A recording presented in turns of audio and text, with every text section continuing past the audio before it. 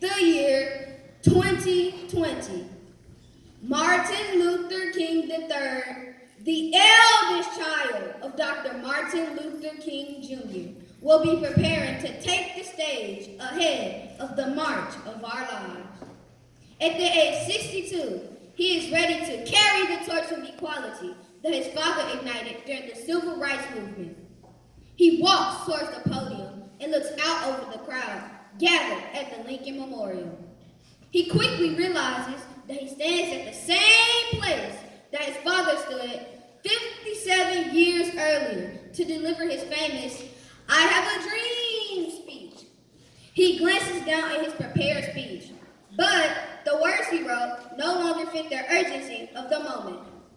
At the last moment, Martin Luther King III decides that it is his time to step into the shoes of his father, fulfill his dream, and speak from his heart.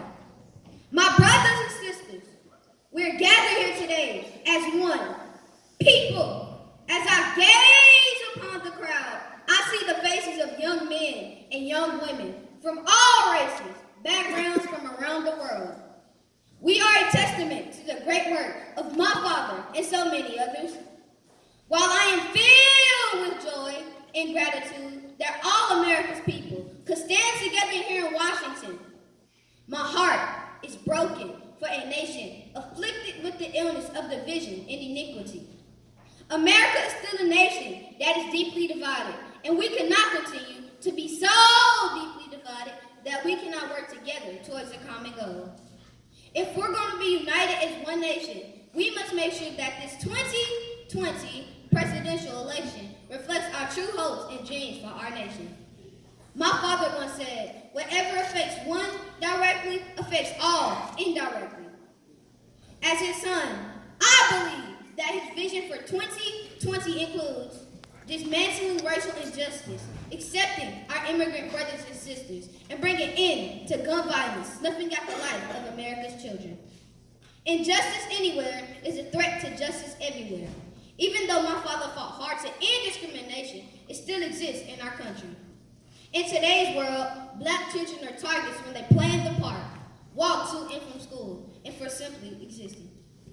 My father will urge us to call out these injustices and bring them to light. He will not want us to simply wait for things to get better. He will want us to call out the acts of racism by name and use direct action to bring awareness. A knee on the field is a worthy action if it brings the conversation of police brutality to the national stage. Anyone who lives inside the United States can never be considered an outsider. My father believed that everyone in America is what makes America great. This country was built on the backs of immigrants, and our tenets of democracy were concepts borrowed from other countries. It is our openness to welcome the best and the brightest from all over the world that has made our country great. My father will urge our current president to be mindful of his own family tree and his immigrant roots. My father once spoke about the proliferation of guns in our country. He said, by our readiness to allow arms to be purchased at will and fired at will, by allowing our movie and television screens to teach our children that the hero is one who masters the art of shooting and the technique of killing.